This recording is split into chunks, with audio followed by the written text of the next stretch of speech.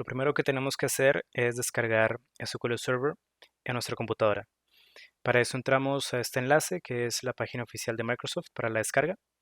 Las primeras opciones que aparecen tienen que ver principalmente con SQL Server en la nube.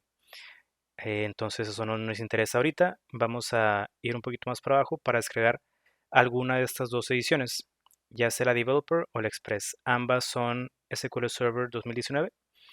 Van a elegir cualquiera de las dos y la van a descargar. Esto es para descargar en Windows.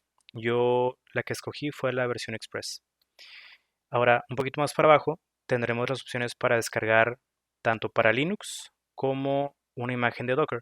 Esto sería en Docker si queremos instalar SQL Server en una Mac, por ejemplo.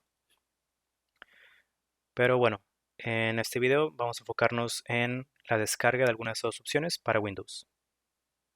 Una vez que descargamos y ejecutamos el archivo para instalar, podemos seleccionar alguna de estas tres opciones y la que nos interesa es la básica. Y después de un rato la instalación termina y aparece esta ventana. Lo que nos interesa aquí es ver esta cadena de conexión inicial, donde vemos que el servidor tiene este nombre. En mi caso localhost, diagonal SQL Express. Y en sí no me aparece ningún tipo de usuario. Esto es porque en esta instalación básica, en Windows, el usuario es el usuario de Windows con el que estamos logueados a la computadora.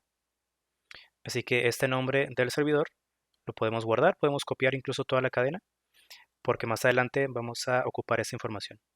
Y podemos cerrar esta ventana. Ahora vamos a trabajar en Visual Studio Code para instalar una extensión para trabajar con SQL.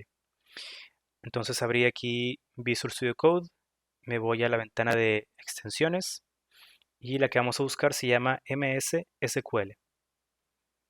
Y seleccionamos la primera opción, la que es de Microsoft. Aquí ya instalé, pero debe aparecer el botón para instalar. Entonces instalamos la extensión y una vez que termina la instalación, vamos a ver que en el lado de las pestañas de acá tenemos una nueva que se llama SQL Server. Le damos clic y de entrada no deberíamos tener ninguna conexión. Entonces damos clic a Add Connection para conectarnos a un servidor. Y aquí vamos a poner el nombre del servidor al que nos queremos conectar. Entonces aquí voy a poner la información de localhost diagonal SQL Express, que es la cadena de conexión que nos mostró la ventana que apareció al final de la instalación de SQL Express. Le doy Enter. Me aparece la opción para conectar a una base de datos en particular. Aquí voy a darle Enter sin escribir nada para conectarnos a la base de datos default.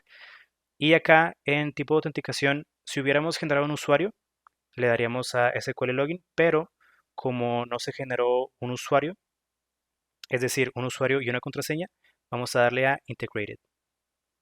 Y aquí le damos Enter también.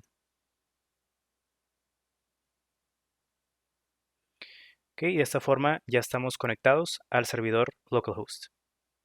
Entonces en esta carpeta de base de datos vería las bases de datos que tengo, pero hasta el momento no hay ninguna. Así que lo que puedo hacer es dar clic derecho sobre el servidor e irme a la opción de New Query. Esto va a abrir una ventana nueva donde puedo escribir comandos SQL. Aquí voy a hacer un zoom para ver un poquito más cerca. Y aquí la primera opción que tengo que escribir, o bueno, el primer comando, es el comando para crear una base de datos. Y eso se logra escribiendo create database y el nombre de la base de datos. Digamos que esta base de datos simplemente se va a llamar bank, porque voy a querer hacer operaciones relacionadas con un banco. Entonces, este es el comando, muy sencillo. Y en este botón de acá vamos a ejecutar este comando. Veo que se abre otra ventana con el resultado y dice que los comandos se han completado correctamente. Esta ventana la puedo mover para que no esté aquí. Creo que la puedo arrastrar y de esta forma quedaría abajo. Sí, muy bien.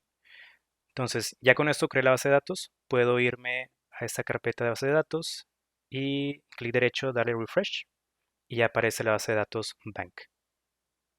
Entonces, en esta ventana de aquí tenemos las conexiones a servidores de SQL Server.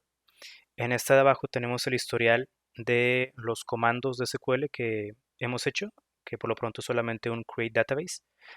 De este lado tenemos la ventana para queries o para sentencias, comandos de SQL. Y en esta ventana de abajo, que inicialmente nos apareció a la derecha, tenemos los resultados de los comandos que ejecutemos acá arriba.